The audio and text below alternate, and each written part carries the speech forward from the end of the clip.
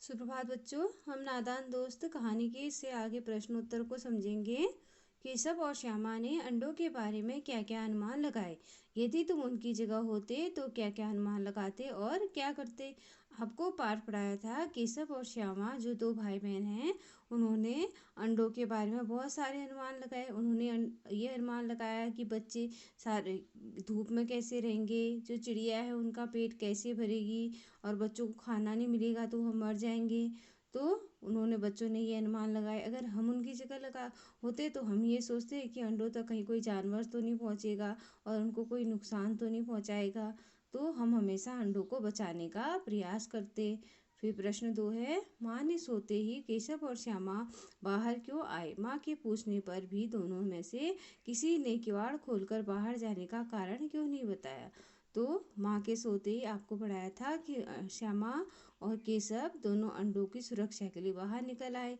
अब माँ से पूछने पर माँ से पिटाई होगी सोचा उन्होंने, इसलिए किसी ने भी धूप में बाहर आने का कारण नहीं बताया क्योंकि उनको माँ से पिटाई का भय था।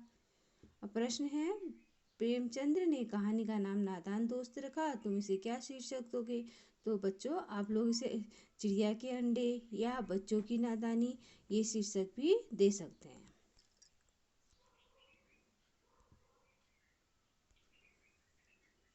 कल मैंने आपको चाँद से थोड़ी गप्पें कविता पढ़ाई थी। आइए इसके शब्द अर्थों को समझते हैं। आपको पाठ में पढ़ाया था कि पोशाक, पोशाक का अर्थ होता है कपड़े। गोकी का अर्थ होता है हालांकि, निरा केवल या सिर्फ। बुद्धू का अर्थ होता है मूर्ख या गंवार। दम का अर्थ होता है श्वास या शक्ति। मगर का अर्थ होता है लेकिन। सिमत का अर्थ होता है दिशा। तो बच्चों इसके बहुविकल्पी प्रश्नों को समझते हैं। चाँद से गप्पे कौन लड़ा रहा है। आपको पाठ पढ़ाया था मैंने चाँद से गप्पे। एक छोटी सी लड़की जो 11 साल की है, 11 या 12 साल की है, वह चाँद से गप्पे लड़ा रही है, अर्थात बातचीत कर रही है। चाँद की पोशाक क्या है। आपको पाठ में पढ़ाया था कि लड़की ने कहा था कि आप आकाश, तारों जड़ा आकाश पहनते हो, तो चाँद की पोशाक आकाश है। चाँद के घटने बढ़ने का क्या कारण कविता में बताया गया आपको।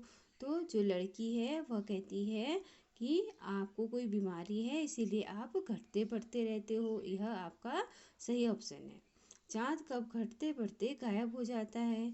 तो बच्चों चाँद घटते घटते अमावस्या तक बिल्कुल गायब हो जाता है। अमावस्या में आप देखते हो कि चारों तरफ अंधकार छाया रहता है।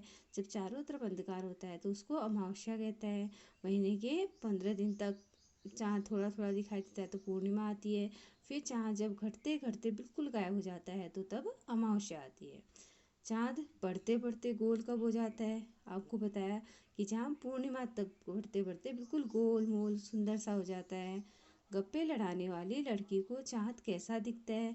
अब जो लड़की चाँद से बातचीत कर रही है उसको चाँद तिरछा नजर आता है क्योंकि वह चाँद को अष्टमी से पूर्णिमा के बीच में वह देख रही है चाँद को, इसलिए वह चाँद उसे तिरछा नजर आता है। तो आज के लिए इतना ही। आप इन प्रश्नों को अच्छे से करेंगे, धन्यवाद और समझेंगे।